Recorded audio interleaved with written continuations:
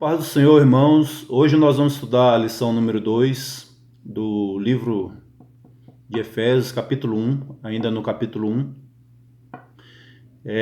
O título da lição é A Sublimidade das Bênçãos Espirituais em Cristo. Vamos orar antes de começarmos? Senhor Deus, eu te agradeço pela tua palavra, meu Senhor.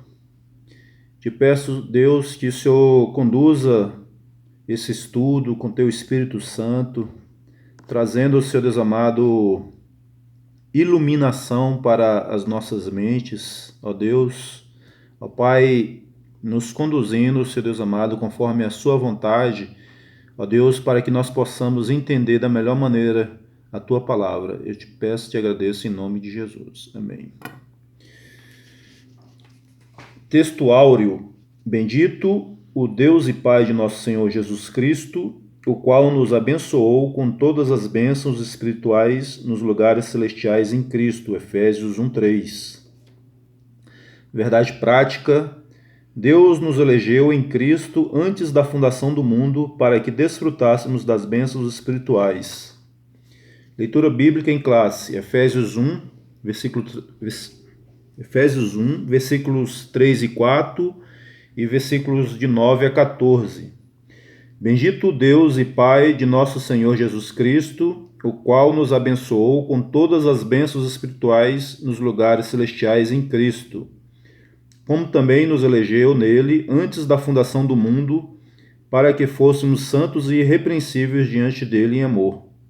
Versículos de 9 a 14, descobrindo-nos o mistério da sua vontade, segundo o seu beneplácito, que propusera em si mesmo, de tornar a congregar em Cristo todas as coisas, na dispensação da plenitude dos tempos, tanto as que estão nos céus como as que estão na terra.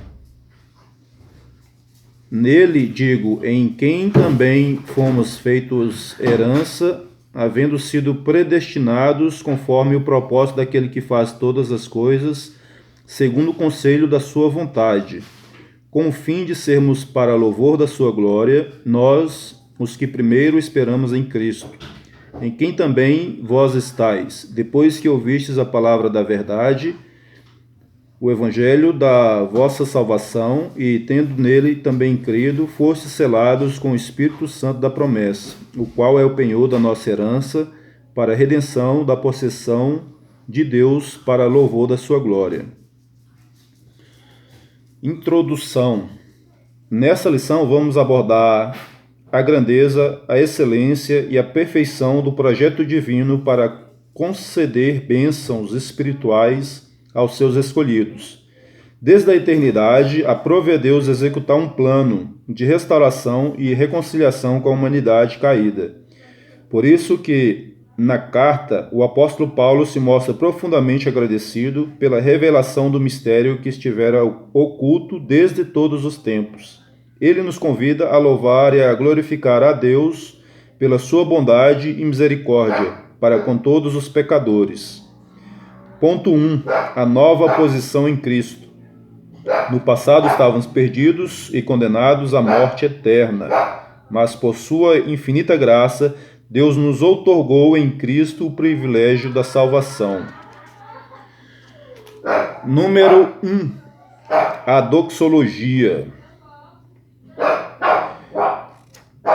Do grego doxa, que significa glória, mais logia, que significa palavra, palavra de glorificação. Após expor os versículos de abertura da epístola, o apóstolo Paulo apresenta uma sequência de texto que se caracteriza pela verdadeira adoração e bondade ativa de Deus.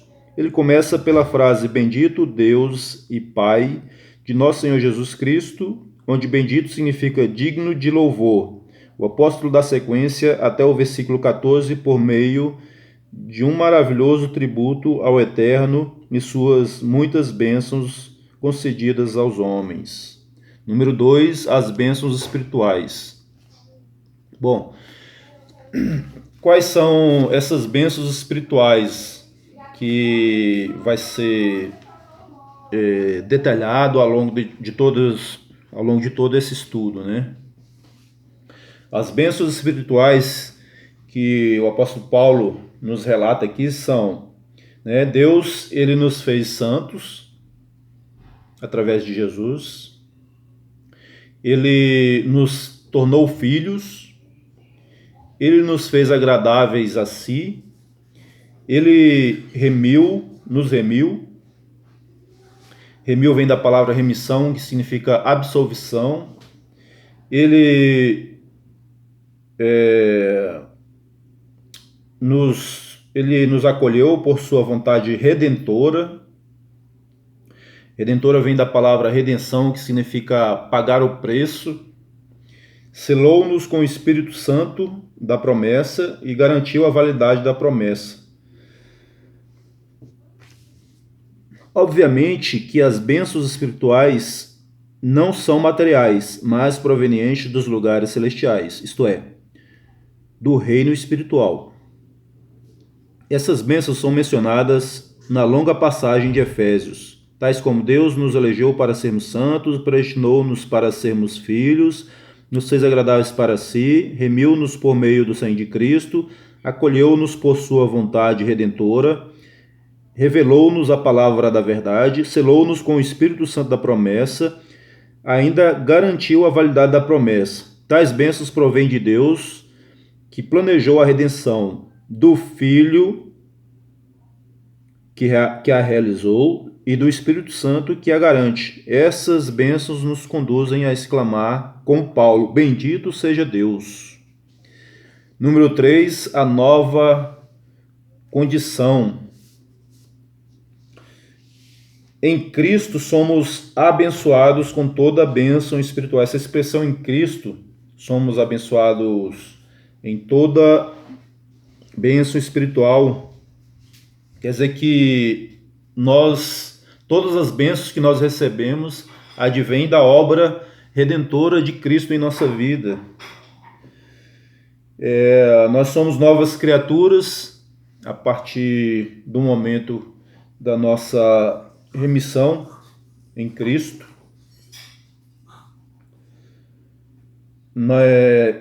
A nova vida somente para quem está em Cristo. A expressão em Cristo significa que somos abençoados com toda a bênção espiritual a partir de sua pessoa e obra realizada no Calvário. João 1:3.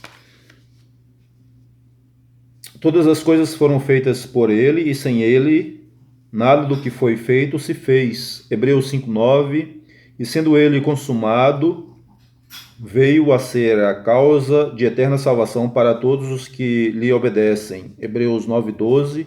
Nem por sangue de bodes e bezerros, mas por seu próprio sangue. Entrou uma vez no santuário, havendo efetuado uma eterna redenção. Relaciona-se ainda com a nossa experiência de conversão a ele.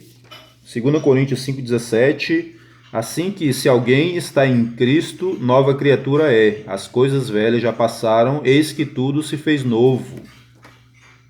Essa nova vida é conferida somente para quem está em Cristo, isto é, o oposto da antiga vida em Adão, escravizada pelo pecado. Romanos 5, de 11 a 15. E não somente isto, mas também nos gloriamos em Deus por nosso Senhor Jesus Cristo, pelo qual agora alcançamos a reconciliação. Pelo que, como por um homem entrou o pecado no mundo, e pelo pecado a morte, assim também a morte passou a todos os homens, por isso que todos pecaram. Porque até a lei estava o pecado no mundo, mas o pecado não imputado, não havia lei. O pecado não é imputado, não havendo lei. No entanto, a morte reinou desde Adão até Moisés, até que aqueles que não pecaram, à semelhança da transgressão de Adão, o qual é a figura daquele que havia de vir. Mas não é assim o dom gratuito como a ofensa, porque se pela ofensa de um morreram muitos, muito mais a graça de Deus e o dom pela graça, que é de um só homem, Jesus Cristo, abundou sobre muitos.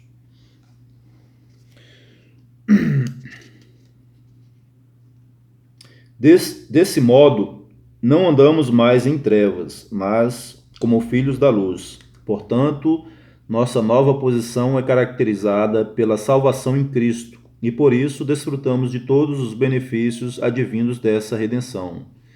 Ponto 2. Uma vida cristocêntrica neste mundo.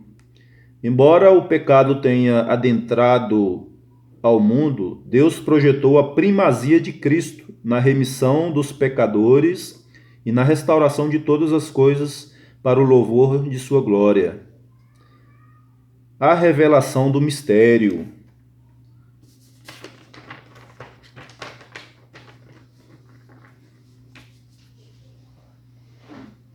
Bom, o mistério revelado por Cristo é a salvação de judeus e gentios, tanto judeus como gentios. É através de Jesus Cristo, a palavra de Deus, através de Jesus Cristo, a salvação veio para todo mundo, inclusive para nós. Essa é a revelação do mistério, relatada pelo apóstolo Paulo, nesses versículos. E Paulo também fala aqui do beneplácito de Deus, né?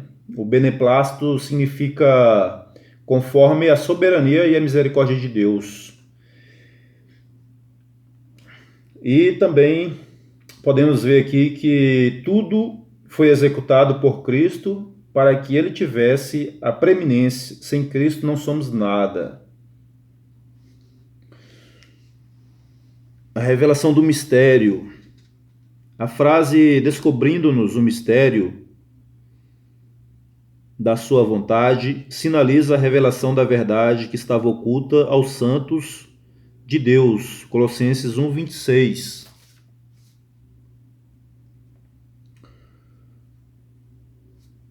O mistério que esteve oculto desde todos os séculos e em todas as gerações e que agora foi manifesto aos seus santos.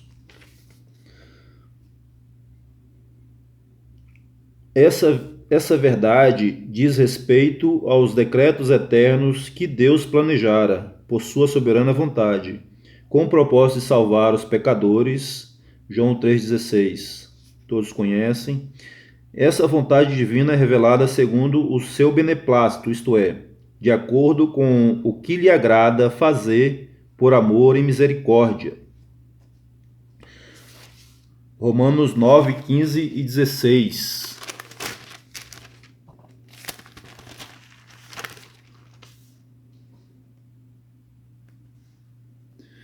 Pois diz a Moisés: compadecer-me-ei de quem me compadecer e terei misericórdia de quem eu tiver misericórdia. Assim, pois, isto não depende do que quer, nem do que corre, mas de Deus que se compadece.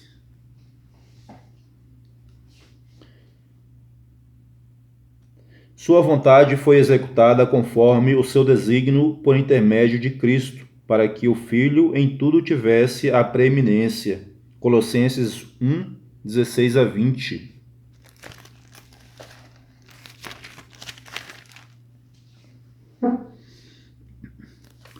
Porque nele foram criadas todas as coisas que há nos céus e na terra, visíveis e invisíveis, sejam tronos, sejam dominações, sejam principados, sejam potestades, tudo foi criado por ele e para ele. E ele é antes de todas as coisas, e todas as coisas subsistem por ele. E ele é a cabeça do corpo da igreja, é o princípio e o primogênito dentre os mortos, para que em tudo tenha a preeminência, porque foi do agrado do Pai que toda a plenitude nele habitasse, e que, havendo por ele feito a paz pelo sangue da cruz, por meio dele reconciliasse consigo mesmo todas as coisas, tanto as que estão na terra como as que estão nos céus. A plenitude dos tempos. Plenitude dos tempos. O plano de Deus é fazer convergir em Cristo todas as coisas.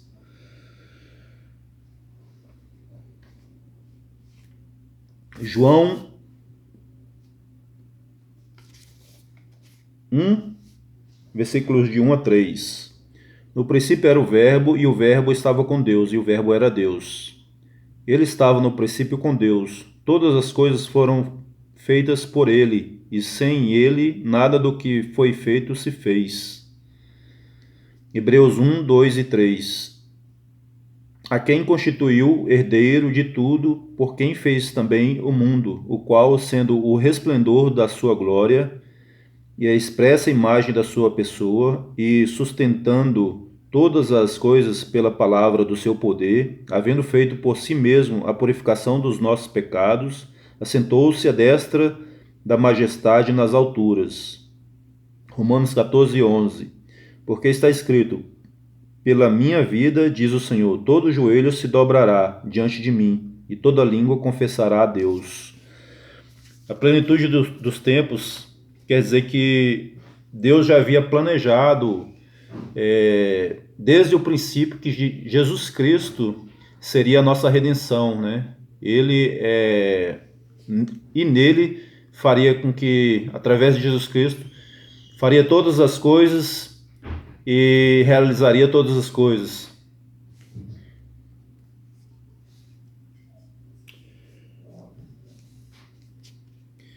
Paulo revela que o plano divino é fazer convergir em Cristo todas as coisas. Isso inclui tudo o que foi criado por Cristo, para Cristo e o que subsiste em Cristo.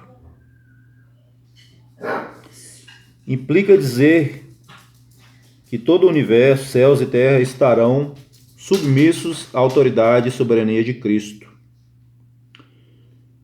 Nesse sentido, a ruptura provocada pelo pecado de Adão é restaurada completamente em Cristo.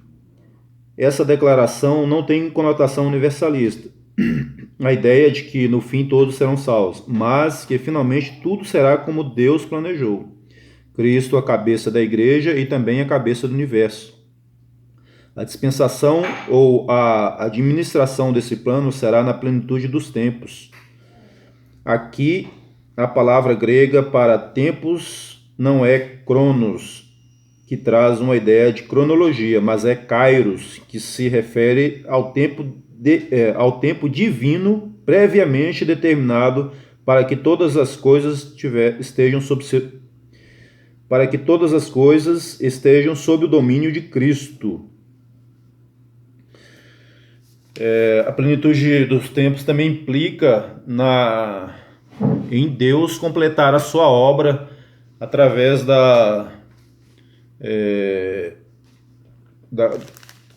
do plano de salvação, ao se completar com a vinda de Jesus Cristo. E o dia e a hora ninguém sabe. Como diz em Atos 1,7, e disse-lhes: não vos compete saber os tempos ou as estações que o Pai estabeleceu pelo seu próprio poder. Louvor da sua glória.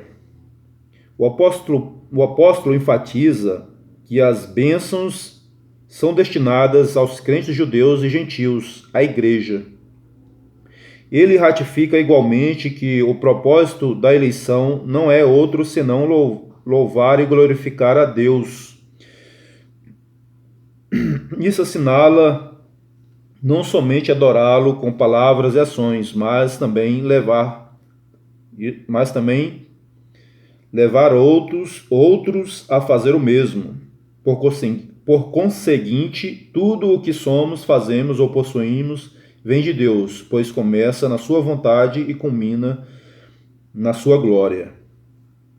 Então, tudo que nós fazemos, as nossas ações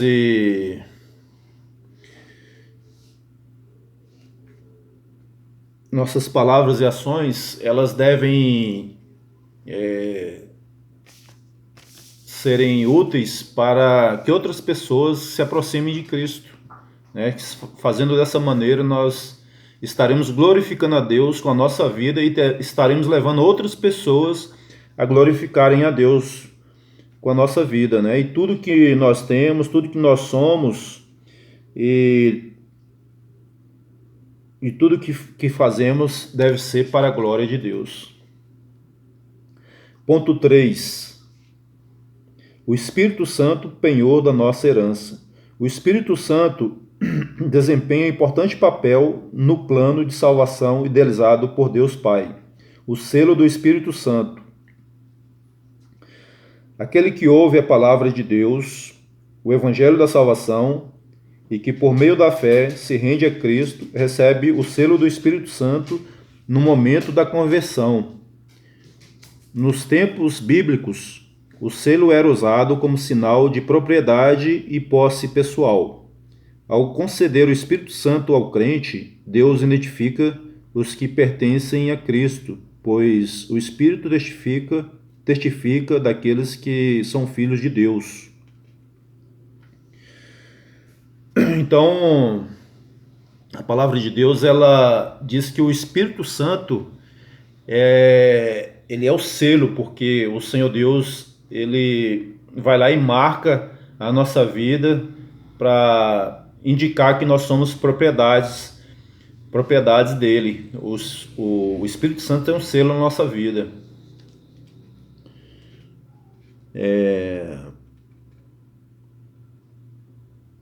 A terceira pessoa da Santíssima Trindade tem o papel fundamental de regenerar, purificar e santificar o pecador. Ele é quem convence o ser humano do pecado, da justiça e do juízo, e que também produz no crente o verdadeiro relacionamento com Deus, por meio do fruto do Espírito Santo.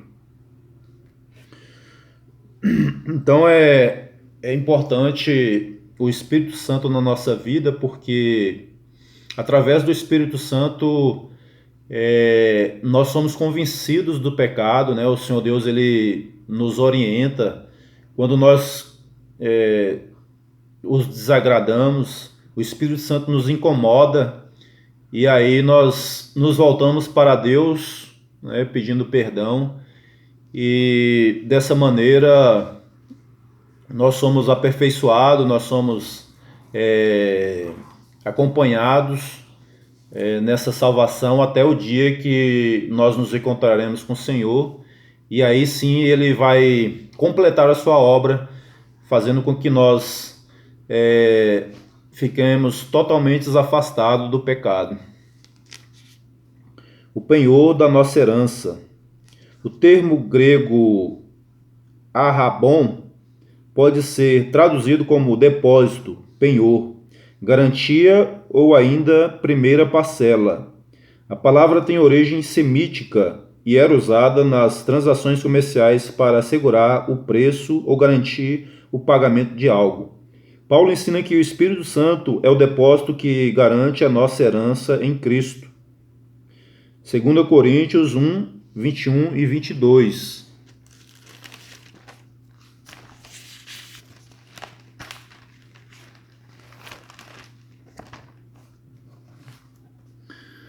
Mas o que nos confirma convosco em Cristo é o que nos ungiu, e o que nos ungiu é Deus. Vou repetir.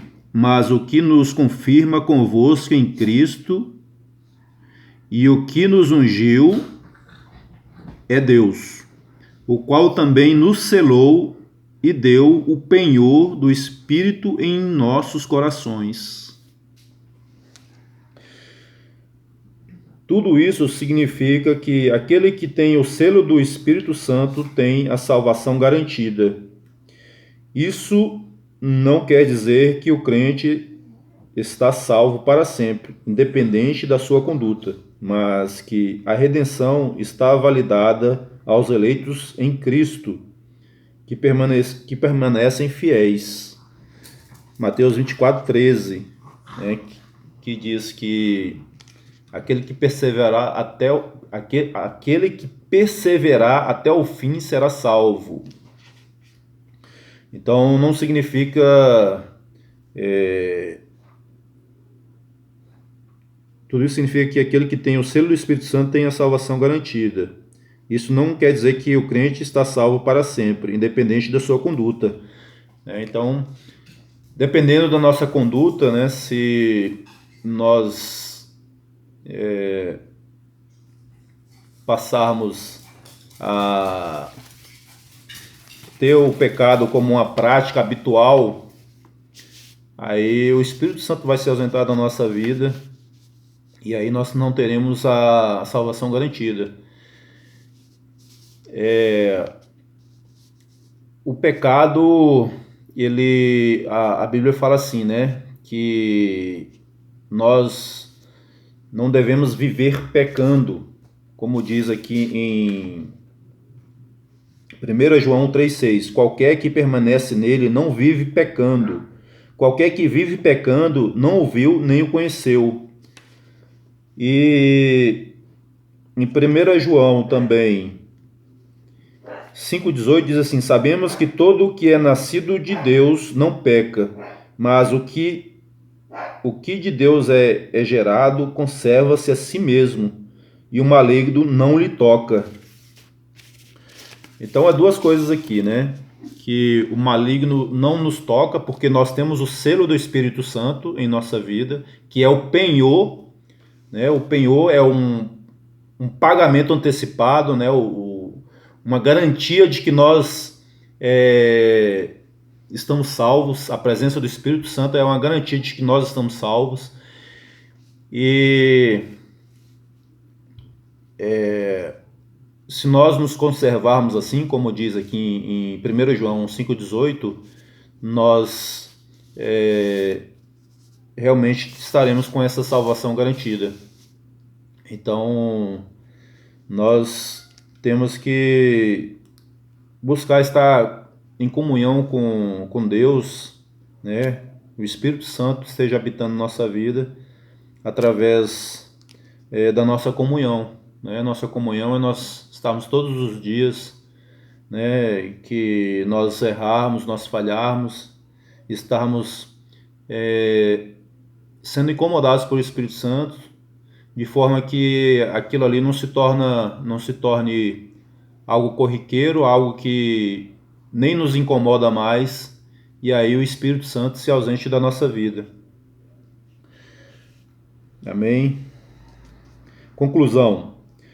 Nessa porção da Epístola aos Efésios, o plano divino revelado resulta na reconciliação do ser humano com Deus, por meio de Cristo, e na restauração de todas as coisas visíveis e invisíveis. As coisas visíveis, a reconciliação entre os homens, né? Porque a inimizade entre os homens acabou, né? A salvação veio para todos.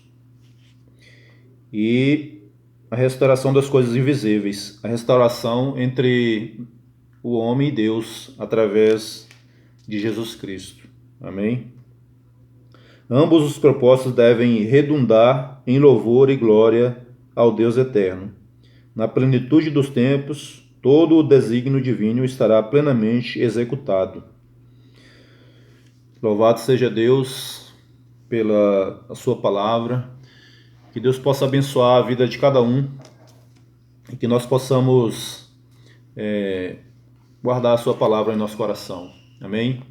Oremos. Senhor Deus, eu te agradeço, ó Deus, pelo teu Espírito Santo, ó Deus, pela salvação que o Senhor nos concedeu em Cristo Jesus. Obrigado, Senhor Deus amado, porque o Senhor predestinou, Senhor Deus amado, o Senhor, ó Deus, planejou isso desde o início, meu Pai amado, e nos alcançou com a sua graça maravilhosa, Senhor Deus. Pai, continue, Senhor Deus amado, realizando essa obra em nossas vidas, que nós jamais possamos, ó Pai, deixar esse caminho, porque ele é sobremodo excelente e é nesse caminho que nós queremos permanecer. Eu te agradeço e te louvo em nome de Jesus. Amém? Obrigado. Deus abençoe mais uma vez.